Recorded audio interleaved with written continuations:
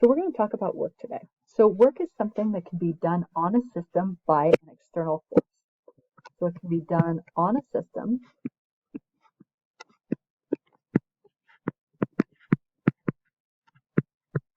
by an external force. So when I think about work will either increase or decrease the energy of the system. So work will increase or decrease energy of the system.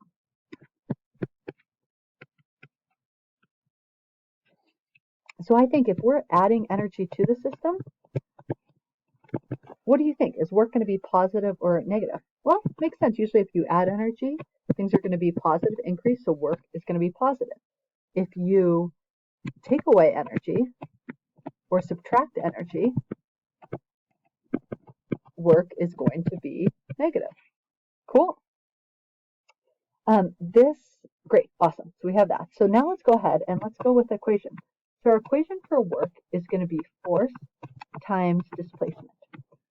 This is only going to be true if the force F is constant. So only valid if F equals constant. And we'll chat a little bit more on the next video about what it means if F is not constant. So in this case, F is going to be the force in the direction of the displacement. So F is the force in the direction of the displacement. Delta X is the displacement. And W is the work. Cool. So before we do an example, let's go ahead and just think about what the units are. So if I think about what the units are, I always go directly to the equation. So work is force times displacement. So units of force I know are newtons. Units of displacement I know are meters. So work can be newtons times meters. It is also another definition, synonym is joules. So a newton meter is the same thing as a joule. And you can write joules the whole word out or J. And joules, again, those are the units of energy. Cool. So now let's go ahead and think about a couple examples for work. So if the displacement is 0, so let's just imagine displacement is 0, no displacement, then we know work is going to be 0. And we could even plug that into the equation, like displacement is 0, work is 0. Cool. So that's one situation. Let's look at another situation. Cool. So let's say you have a little good old box, and I apply a force going this direction, and the object moves in the same direction. If the object moves in the same direction as the force applied, then the work is positive. So I'll write that down. So if delta X is in same direction of force, work is positive. Cool. Let's look at the opposite example. So I'll call this example 3. So if, let's say, the force is pointing, let's say, this way. So we have a force to the right, but the object is moving to the left, and the displacement is to the left. In this case, the force and displacement are opposite directions. So if they're opposite directions, work is negative. And I want you to think to yourself, what is an example where the force is the opposite direction of the displacement? Is an opposite direction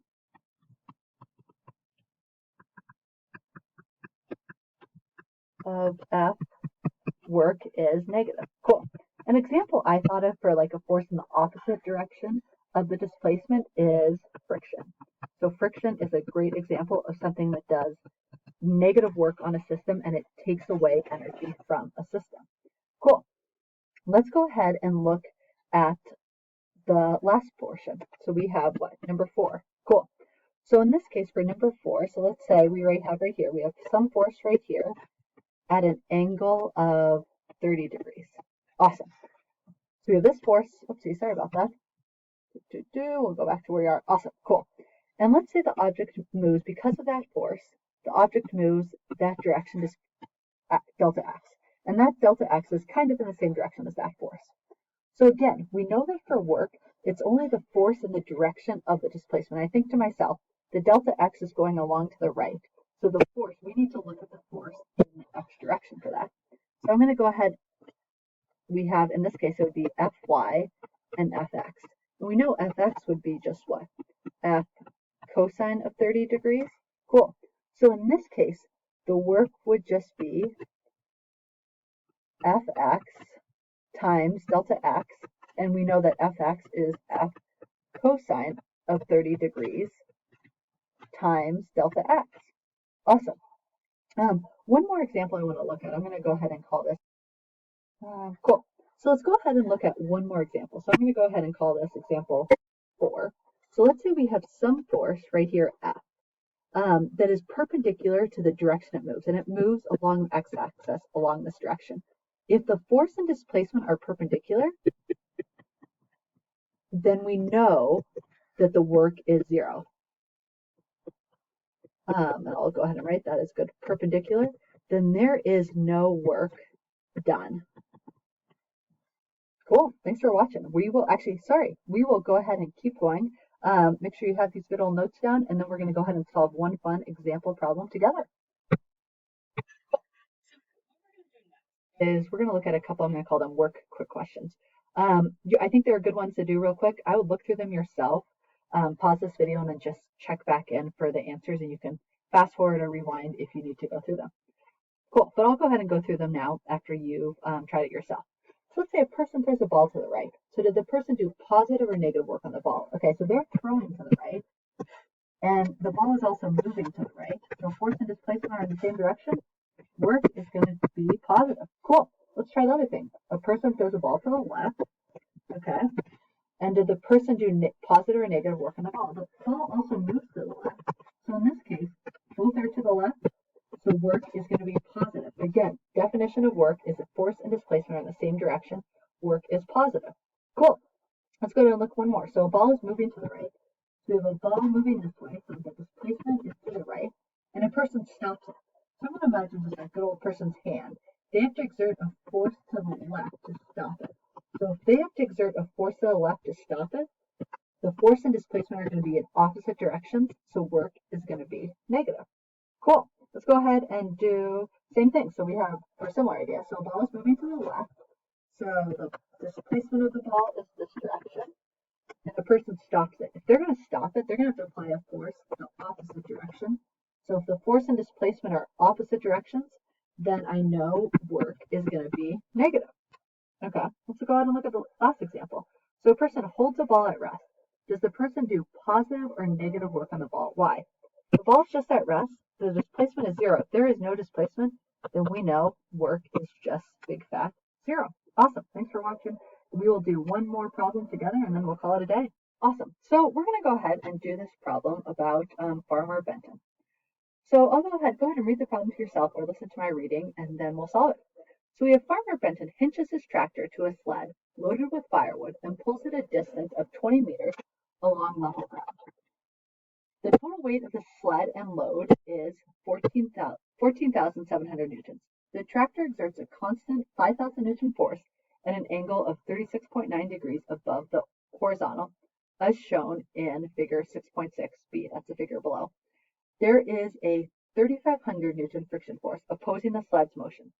Find the work done by each force acting on the sled and the total work done by all the forces. Awesome. So let's go ahead and look at this. So first thing we always know, we're dealing with forces. So we want to find work, but we're dealing with forces. So if we're dealing with forces, we are going to draw a free body diagram. There is nothing I love more than a free body diagram. Cool. So we know, okay, the total weight is 14,700 newtons. So that is going to be the FG is 14,700 newtons. So then I know the mass. I'll just have to divide by 10 to get the mass. So the mass is what? 1,000. Oh my goodness, silly. I should just write it out. 1470 kg. Cool. Now let's see what other forces. The tractor exerts a constant 5,000 newton force.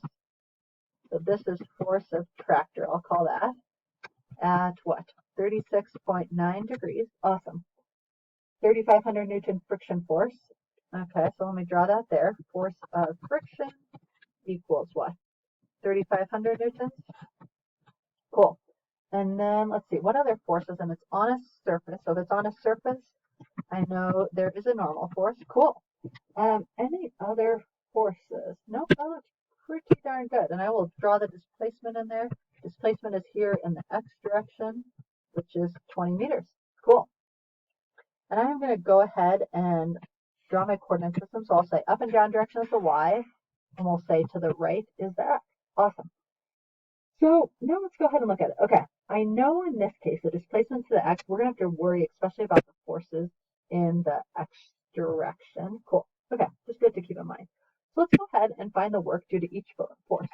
So let's pick one first. I'm going to go ahead and pick the work due to, let's say, the normal force. Okay, so if we have normal force, so normal force right here is in the y direction, but the displacement is in the x direction. So those are perpendicular to each other. We know that the work due to the normal force is going to be 0 newtons then, because Fn is perpendicular to motion of sled. Okay, awesome. Let's think about it. Are there any other forces in that case? Oh my goodness, Fg is in the same boat. So I'm going to say work due to gravity is going to be also 0 newtons because Fg is perpendicular to sled's motion. Cool. Okay, so let's look at our other forces. We can pick which one is next. I'm going to go ahead and do work of friction next. So I did Fn, I did Fg, now we're going to go ahead and do work due to friction. Okay, so work due to friction is going to be force of friction times displacement, because we know work is just force times displacement. Okay, so I know the number for force of friction is what? 3,500. And we know the displacement is 20. Okay, one thing I want to think about, force of friction and displacement are going opposite directions, so we just need to make this work negative. So this is negative, and so then the work due to friction is going to be negative 70,000 Newton meters. Awesome. So we have 0, 0, and this. Awesome. Okay, so now let's go ahead and look at the work due to the tractor. So let's go ahead and do that. Okay, cool. So let's look at work due to tractor. Okay, so I'm going to say that is the force of the tractor. But I have to keep in mind it needs to be the force of the tractor in the x direction because that is the direction of the displacement. So I'm going to say force of tractor x times delta x. Okay, so we have right here, we're going to need to find that. So force of tractor x is just going to be, what was force of tractor? I should have written on there. That was 5,000. Cool, so that is just going to be 5,000. Let's see, I'm going to actually set it all up because I know I want to find this side and I know the hypotenuse, that's going to be cosine. So we have cosine of 36.9 equals what? Adjacent, I'll call it fx over hypotenuse 5,000. Cool, so I know the force of tractor x is going to be 5,000 cosine of 36.9. Awesome. Let's go ahead and use this and that number when I plug it into my handy dandy calculator is 399.8.4, which is approximately 4,000 newtons. Great. So let's go ahead and plug that in. And again, force of tractor x and the displacement are going the same direction, so I'm going to call that positive. So we have 4,000 times 20, which is going to give us 80,000 Newton meters. Cool. Okay, so now let's think about it. If we want to find like the total, well, the cool thing is, in this case, we just add it all up. The cool thing about work is a scalar quantity, so we can just add up the size of the numbers and don't have to worry if it's like pointing like left, right, up, down, side to side, whatever. We just add it all together. So I'm going to say work net is just the sum of work normal plus work gravity plus work due to friction plus work tractor. So in any case, you would just add up all the numbers. So we have what? 0 plus 0 plus negative 70,000 plus 80,000. And we are left with 10,000 Newton meters. Cool. So, or you could say 10,000 joules. Either of those would be totally fine. One thing I just want to point out, if you wanted to solve this differently, and you're welcome to think of other ways to do this, is we can also use the idea that work net is going to be the same thing as F net times the displacement. So we can find the net force in the direction it moves, because it's not moving in the y direction at all. So we're just dealing with x. So if we look at the net force in the x direction, we have what? 4,000, and I'll go ahead and write this up here. So if we have F net x, we are going to have force attractor x minus force of friction, which is going to be what? 4,000 minus 3,500, which is just going to be 500. So then we can just plug that in. So we have what? 500 times 20, which is also going to give us 10,000 Newton meters or 10,000 joules. So that's just another way to get the same answer, which is kind of fun. Awesome. Thanks for watching.